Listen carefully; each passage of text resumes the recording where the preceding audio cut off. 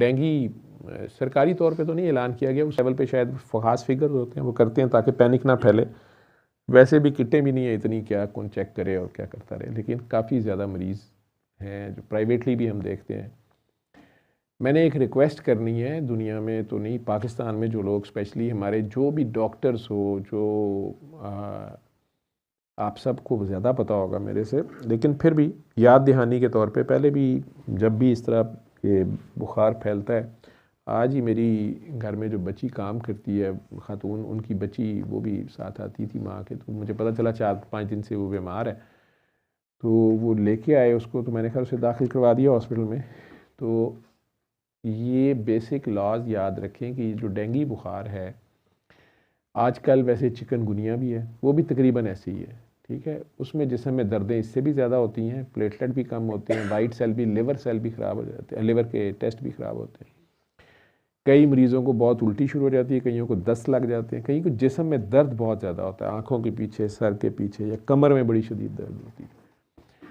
बहुत ज़्यादा बुखार पहले 4 दिन 3 दिन उतरता ही नहीं है। ज़्यादा से ज़्यादा पैनाडोल अगर लेनी है आपने, डॉक्टरों ने देनी भी है, तो जो लोग पैनाडोल भी नहीं ख़रीद सकते वो घर में पानी में थोड़ी दारचीनी और अदरक और सफ़ेद ज़ीरा डाल के वो कहवा सा भी पी लेंगे, तो उससे भी बुखार आधे आधे घंटे बाद 3 कप पिएँ, फिर सुबह दोपहर शाम पी लें, काफ़ी फ़र्क पड़ जाता है।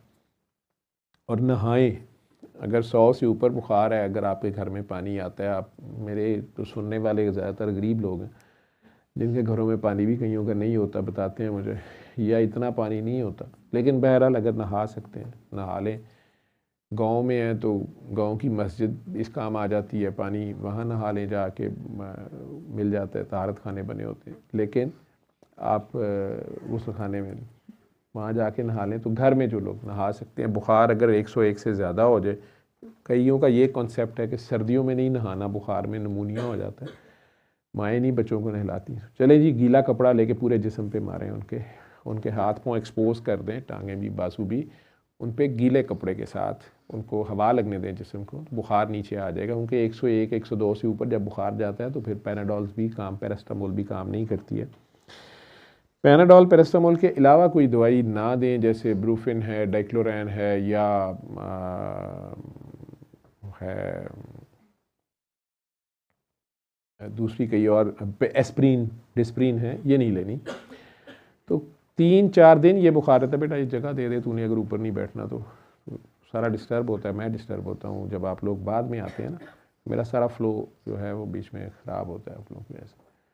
तो वो सारा बुखार जो है उसके लिए आप पैनाडोल ज़्यादा से ज़्यादा ले लें, 4 घंटे बाद एक गोली बड़े भी ले सकते हैं, 6 घंटे बाद 2 भी ले सकते हैं, एक दिन में 8 से ज़्यादा ना ही लें।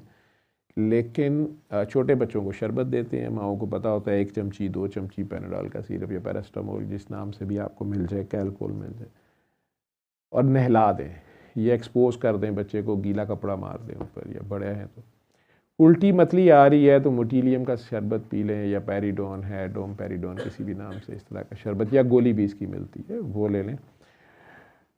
अब असल बात जो मैं कहने लगा वो ये था कि ऐसी हालत में हमारे आम क्लिनिक्स पे या गली मोहल्लों में या गांव में लोग टीके और ड्रिपें लगानी, और आम बंदे भी, गरीब भी बेचारा जा कहता है मैंने फटाफट ताकत दी कि ड्रिप ला, मैं ये ड्यूटी पे भी जाना है, कम उसकी रोज़ी रोटी का मसला होता है। लेकिन डेंगू में सबसे ज़्यादा काम ख़राब होता है इन ड्रिप्स के ज़्यादा इस्तेमाल से या गलत इस्तेमाल से। एक तो एंटीबायोटिक्स देने से काम ख़राब होता है, अगर उसको साथ कोई और इन्फेक्शन बैक्टीरिया की हो गई है, जो अच्छा डॉक्टर, क्योंकि ये डॉक्टरी दवाइयाँ हैं, इसलिए मैं कह रहा हूँ जिनको डॉक्टरी का इल्म है, तो फिर वो जो है एंटीबायोटिक्स तब ऐड करते हैं डॉक्टर्स, टेस्ट करते हैं। मसला इसका ये है कि चौथे दिन तक तो इसका टेस्ट पॉजिटिव होता नहीं है। ब्लड के टेस्ट, जो आम टेस्ट है CBC का, वो आप करवा लें। डेंगू अगर आप सस्पेक्ट कर रहे हैं, कॉन्टीन्यूस बुखार है और सर दर्द है या उल्टियाँ टट्टियाँ, तीसरे दिन उसमें प्लेटलेट या सफ़ेद सेल जो हैं, वाइट सेल्स WBCs, वो कम हो जाते हैं। डरने की ज़रूरत नहीं है, होते हैं ये कम। मरीज़ अगर अफोर्ड करता है, ले सकता है, तो फल वगैरह और ताज़ा जूस, मीठे जूस ले, लीमू, सेब का जूस निकाल के उसमें लीमू निचोड़ के जूस कर ले। अब चूँकि लीमू भी बड़े महंगे हो गए हैं, मीठे भी बड़े महंगे हैं, सेब भी महंगे हैं, तो मुझे गरीबों का होता है कि वो बेचारे गुस्सा खाते हैं, डॉक्टर साहब इलाज भी है, मुझे 10 दिन है। अब मैं जो भी आपको बता रहा हूँ, दवाई भी बड़ी महंगी है, अल्लाह भला करे डॉलरों वालों का। तो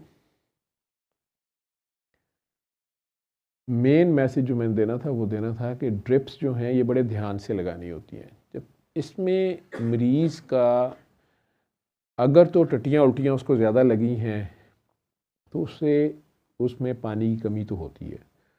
अगर वो टट्टियाँ उल्टियाँ इतनी नहीं लगी लेकिन खा पी नहीं रहा, पानी की कमी थोड़ी बहुत तो उसकी होती है। जब बुखार होता है उससे भी इवेपोरेशन बहुत ज़्यादा होती है, सांस तेज़ चलती है, उससे भी बहुत ज़्यादा पानी में उसकी कमी होती है। उसको पीने दें अगर पी सकता है तो। लेकिन ड्रिप इसमें ध्यान से लगानी होती है, स्पेशली चौथे दिन, तीसरे चौथे दिन से, उसे हम लीक फेज कहते हैं।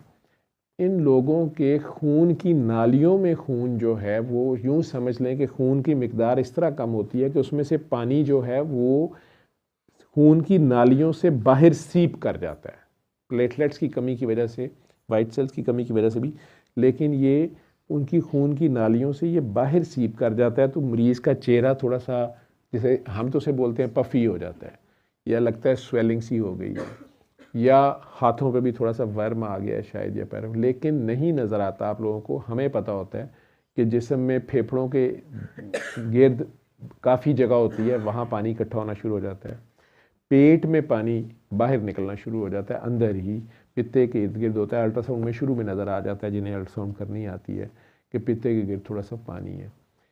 जब ये लीक फेज़ अगर हो जाए तो इसमें ड्रिप्स लगानी होती हैं, लेकिन बड़े ध्यान से, और ड्रिप कौन सी लगानी है ये देखना होता है। और अगर वो 50-60 किलो का बंदा है जवान, उनमें 2 दिन के अंदर कोई यूँ समझ लें 4.5 लीटर पानी देना होता है। अगर वो खा पी भी नहीं रहा तो एक दिन में वो मुश्किल से 2.5 लीटर या 2 ड्रिपें, 2.5 ड्रिप बनी बड़ी वाली, ये देनी होती है बहुत स्लो।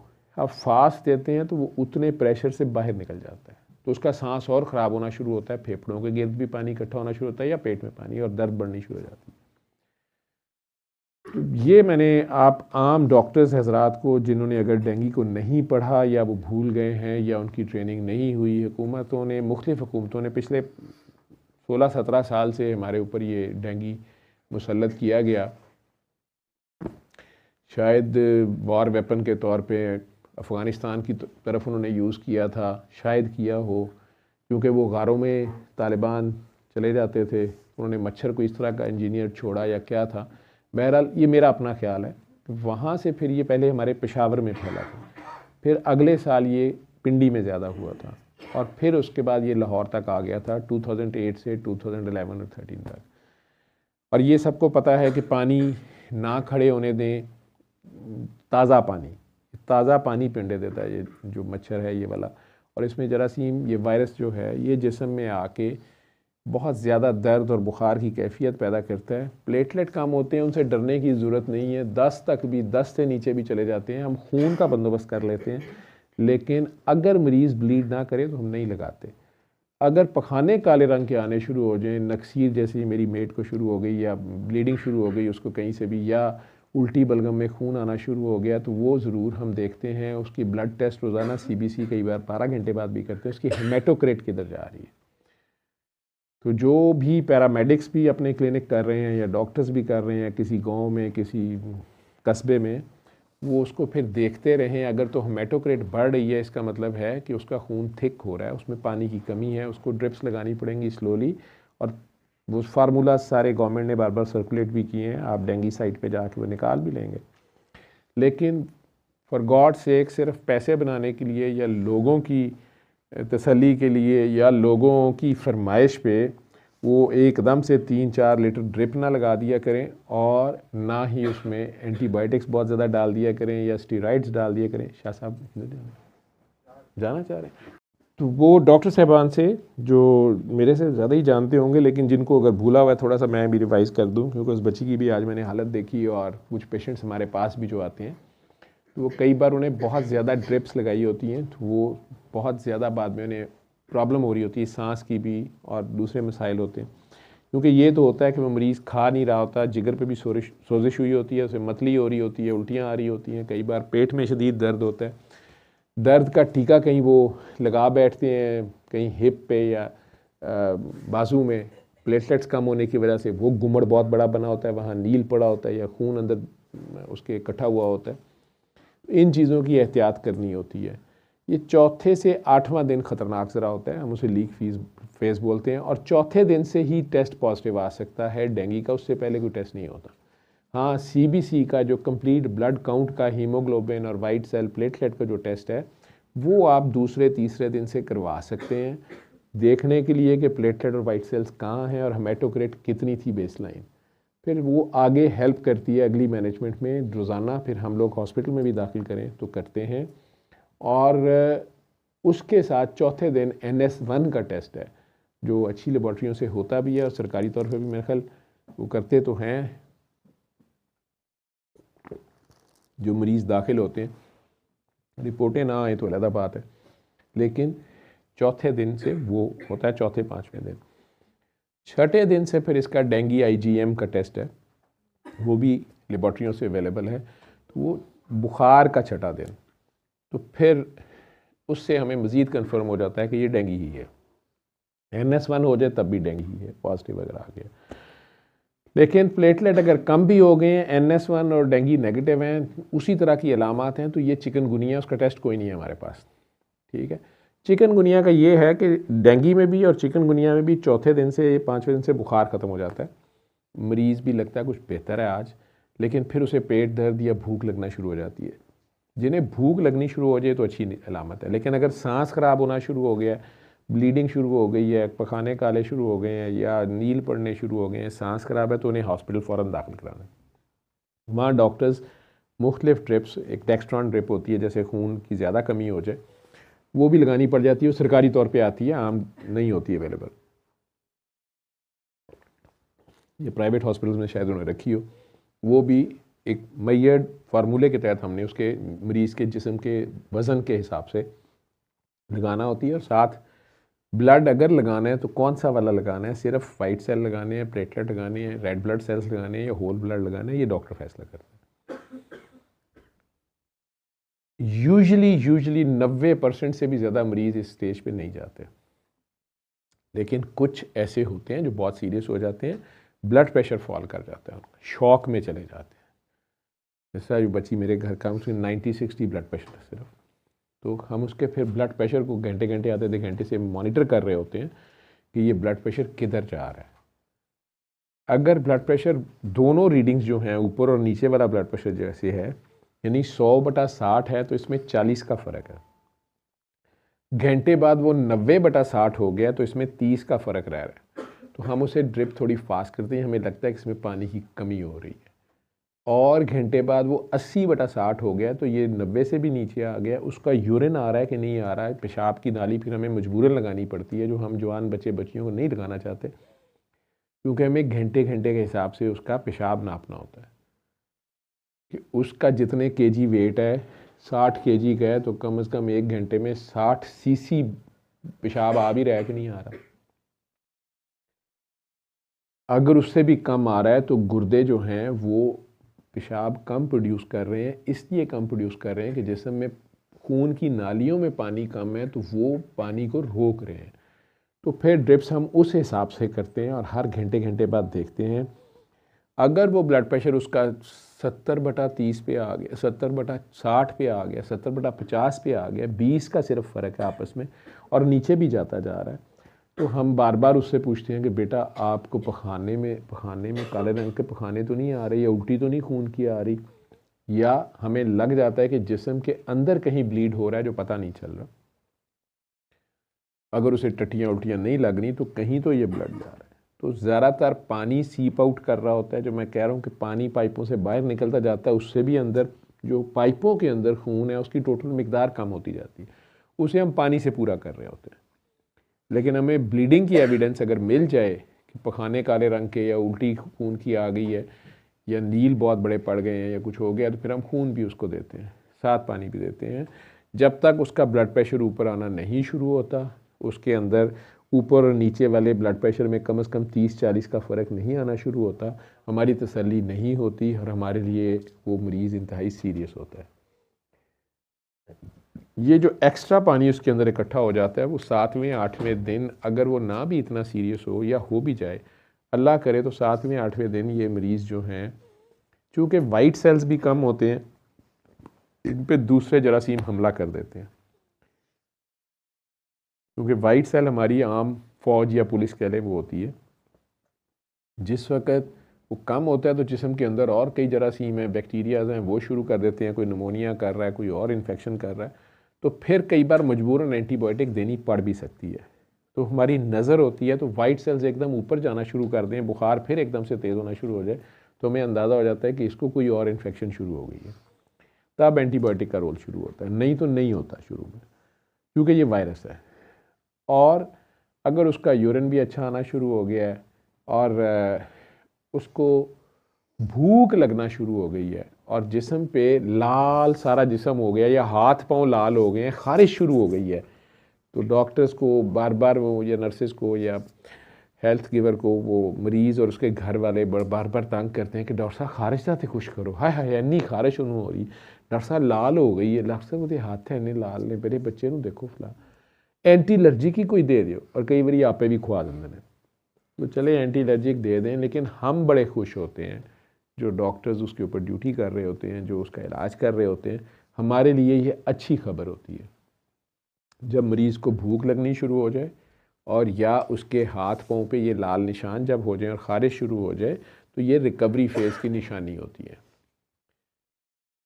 तो हमें पता होता है कि 1-2 दिन में इंशाल्लाह ताला ये अब बेहतर हो जाएगा। इसके जिस्म में से जो है जरासीम चला गया है या मर गया है और इसके जिस्म ने अब अंदर जो है वापस जो कह लें कि रिकवरी या जो तोड़ फोड़ हुई थी, तो अब मरम्मत का काम शुरू हो गया और भूख भी इसको इसलिए लगना शुरू हुई है कि इसके जिगर ने काम करना शुरू कर दिया। तो उसमें 1 आध दिन के बाद टेस्ट रिपोर्टें भी ठीक होती हैं, मरीज़ भी बेहतर होता है। हाँ, कमज़ोरी बहुत होती है, थकावट बहुत होती है, जिस्म में दर्दें बहुत होती हैं, वो उन्हें घर भेज दिया जाता है कि आप हफ्ता आराम कर लें, फल शल ज़्यादा खाएं, नरम ग़िज़ाएँ खाएं, घर की खाएं, लेकिन कोई ख़ास पाबंदी नहीं होती, जो आप खा सकते हैं वो खाएं और घर जाएं। अब अगर भूख लग रही है, जिगर के टेस्ट भी नॉर्मल हो गए हैं, जिगर की सोजिश ठीक हो गई है, लेकिन चिकनगुनिया जो दूसरा मैं बता रहा हूँ आजकल, वो भी साथ कुछ केसेस होते हैं, टेस्ट होते नहीं, क्लिनिकली हमें पता चलता है कि यार प्लेटलेट तो इसके ठीक है, ये बहुत थोड़े नीचे आए हैं, वाइट सेल्स भी ठीक ही हैं, लिवर, और चौथे दिन से बुखार भी ठीक हो गया है, लेकिन मरीज़ की चीखें नहीं ठीक हो रही होती हैं और उससे चलना मुश्किल होता है। तो अगर आप लोगों ने छोटे चूज़े को बीमार देखा है, तो वो जिस तरह इकट्ठा होकर चल रहा होता है, तो चिकनगुनिया के मरीज़ का नाम ही इसलिए रखा हुआ है कि वो बिल्कुल चूचे की तरह, वो बेचारा आए पहले ही चूचा है, तो ऊपर से बेचारा और बीमार हो गया। ठीक है, एक उनकी बात में नहीं कर रहा है जो चोची खाते हैं, वो चूचे नहीं, ठीक है, वो चूचे नहीं, जो चोची खाते हैं वो नहीं, नक थनी बुरकी भी पा लेंगे ने, उन्हों की गल नहीं हो रही। चूचे चूचे मतलब चिकन जो है, तो वो फला नहीं कहते, वो चिकन है, ये कौन है, ये चिकन है, ये इस्लामाबादी चिकन है, तो ये बर्गर, तो ये काफ़ी गड़बड़ अब हो गई है। लेकिन ये चिकने और चिकनी ये टाट वाले स्कूलों के बच्चे होते हैं, ठीक है, चिकन जो है और बर्गर ये ज़रा हाई फाई क्लास के बच्चे होते हैं। लेकिन बहरहाल वो अगर बीमार हो जाए तो वो जिस तरह चल रहे होते हैं, वो चिकनगुनिया का मरीज़ का नाम उसका रखा हुआ है। उनमें दर्दें बहुत होती हैं, इसमें कोई शक नहीं, वो ड्रामे नहीं कर रहे होते, वो बहू आपके साथ झूठ नहीं बोल रही होती, या बच्चा खाम खा कॉलेज में उसका ब्रेकअप नहीं हुआ होता या अब उसका नहीं जाने को दिल कर रहा, वो सच्ची मुच्ची मौत पई होती है। तो उसके साथ जुल्म ज़बरदस्ती करने की बजाय उन्हें गर्म दूध दें, उसमें ये कच्ची हल्दी, वो ये जो हल्दी होती है पाउडर फॉर्म में नहीं, वैसे जो होती है सब्ज़ी की दुकान से मिलती है, वो डाल के दें। डॉक्टर साहब नाल हिकमत भी कर रहे, बात शुरू हुई थी इल्मो हिकमत से। तो बहरहाल वो हल्दी वाला दूध उन्हें दिन में 1-2 बार गरम गरम पिलाएं और वार्म सूप्स दें, ठीक है, या वो कहवा जैसे मैंने बताया वो भी लें, वो काफ़ी ज़्यादा बेहतर होते जाएंगे और थोड़ा सा रेस्ट कर लेंगे, पानी शानी पूरा होगा, जिस्म की हाइड्रेशन आहिस्ता आहिस्ता पूरी करनी है। हमारी कौम वैसे ही ज़्यादातर जो है वो पानी कम पीती है। हमारी ज़्यादातर औरतें, डॉक्टर साहब बड़ी दर्द होंगी है जिस्म तो मेरा टुटदा ही रहता है, की दसा। मैं कहा मां धोखिया ना पूछो, मां जी पानी सारे दिन च किन्ना पींदे हो? रोटी ना गिलास पीनी है मैं, डॉक्टर तू तो जदों आओ पानी पूछना होंदा है। पानी वाकई आप लोग खुद ही पी के देखिएगा, थोड़ा थोड़ा पानी सारे दिन में पिया करें, थोड़ा आहिस्ता आहिस्ता अपनी हाइड्रेशन अच्छी रखा करें, आपके चेहरों पे ग्लो भी रहेगी, ठीक है। और जिस्म में से ये काफ़ी हद तक दर्द शर्दें, ये काफ़ी आपकी चीज़ें बेहतर रहेंगी। हमारे ज़्यादातर लोग डिहाइड्रेटेड होते हैं, हम हैं भी गर्म इलाके में, मिजाज भी हमारे गर्म है, और एक दूसरे को देख के या हॉट गर्ल देख के सांस हमारे वैसे ही तेज़ हो जाते हैं, उसमें डिहाइड्रेशन काफ़ी हो जाती है, ठीक है। पानी अपना पूरा रखा करें। खैर, तो चिकनगुनिया वाले को भी आपने ये चीज़ें देनी है। तीसरी नंबर पे आ गया बाजी कंवल ने, तुझे मुझे अभी नज़र आ गया बिलाल, तो कंवल आपा ने तेरे पे बहतान लगा दिया था तकरीबन, और मैंने भी मान लिया था। तो मैं आया तो एक सोनी सी काकी उधर छुपी हुई थी, तो मैंने देखा वो यूं यूं और पता नहीं क्या कर रही थी। मैं उनको उधर जूते उतार रहा था। मैं कही काकी कौन है? कहती सर ये बिलाल लाया। मैं क्या, आपको पता है कमल के सीगे भी अजीबो गरीब होते हैं। मैं क्या वो कभी मिठाई का डब्बा नहीं लाया है कि तकल्लुफ़ कीता। तो मैं काकी से पूछा तो वो कहती सर मैं वही हूँ फैसलाबाद वाली। मैं कहा अच्छा ठीक है तू आ जा। मैं क्या नहीं ये माई,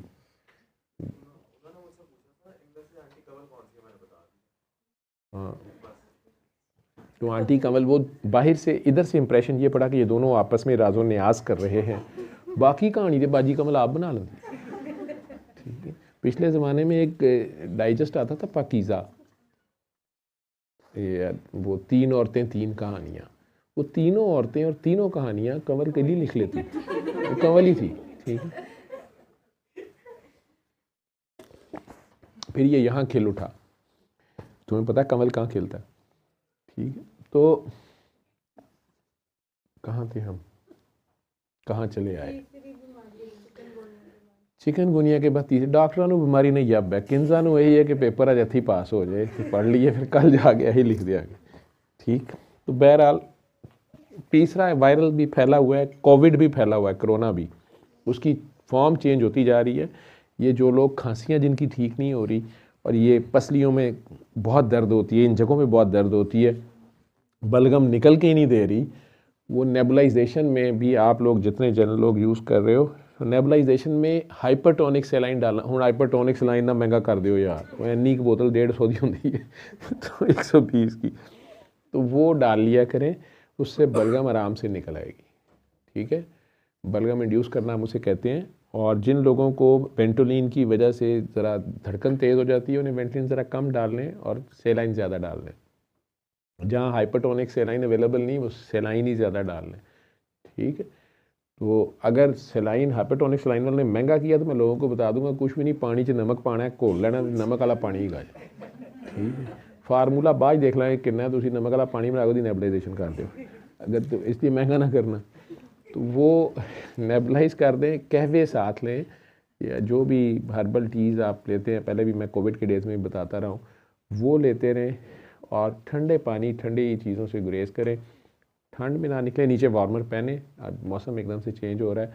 चेहरे पे मास्क वैसे यूज़ करें, हमारे ये जो पोल्यूशन कह लें, स्मोक कह लें, उसकी वजह से इरिटेशन है, और बहुत ज़्यादा लोगों को उसमें जो है वो कह लें कि जिस्म के अंदर या फेफड़े या सांस की नालियों में रिएक्शन पैदा जो होता है, एस्थमा लाइक सिचुएशन हो जाती है, बात बढ़ती जाती है, ऊपर से आप एंटी एलर्जिक खा लेते हैं, उससे बलगम जम जाती है, वो निकलती नहीं आपके लिए अजाब बन जाता है, वो डस्ट अंदर जाई जा रही होती है। तो हाइड्रेशन ठीक रखें, वार्म फ्लूइड्स लें, ठीक है, स्टीम ले लें साथ नमक और लौंग डाल के, वो लें। और ये हाइपरटोनिक सैलाइन नहीं तो फिर नेबुलाइजेशन में यूज़ करें, जो डॉक्टर्स या दूसरे कर रहे हैं वो साथ करें, बहुत ज़्यादा ईजी हो जाएगा। बुजुर्गान दुआएँ देंगे आप लोगों को, वो इनडायरेक्ट मेरे तक पहुंच ही जाएगी, चाहे उन्हें ना भी पता हो कि ये मैंने बताया ठीक है। तो ये जनरल हेल्थ टिप्स थी जो एज ए डॉक्टर मैंने मुनासिब समझा कि जनरल पब्लिक तक भी चली जाए। गूगल पे बैठ बैठ के अपनी डॉक्टरी ना सीखा करें, ना ही अपने पे अप्लाई किया करें। आप में से आधी कौम गूगल की वजह से, चैट जीपीटी की वजह से खुद ही डॉक्टर बन गई है, खुद ही मरीज़ बन गई है, खुद ही इलाज कर कर के जलील भी हो गई है।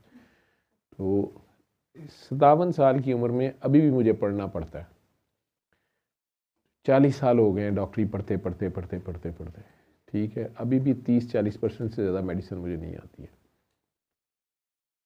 प्रोफेसर हूँ मैं मेडिसिन का, और जो आगे से प्रोफेसर बनने चाहते हैं उनके वाइवे ले रहा होता हूँ, ठीक। आप तो चैट जीपीटी पे और गूगल पे पढ़ के डॉक्टर बन ही जाएंगे रातों रात, और सुबह उस पर अमल करके और कुछ नहीं तो एंजाइटी डिप्रेशन के मरीज़ बन जाते हैं। और फिर वो बात आपकी खोपड़ी से निकालनी हमारे लिए मुश्किल हो जाती है, क्योंकि वो हज़रत गूगल रहमतुल्लाह अलैह फिर उनके ऊपर नाजिल हुई होती है। वो तो गलत हो नहीं सकती। डॉक्टर साहब दे पेंडू ने दम दरूद वाले डॉक्टर साहब, दुआवां शुआवां कराने वाले, ठीक है। तो मैंने हालांकि शुरू में बताया कि ये दुआओं से ज़्यादा शुआओं का खेल है, ठीक है, वेव्स, ठीक। सल्ले अला सल्ले अला सल्ले अला सल्ले अला सल्ले अला शफीना सल्ले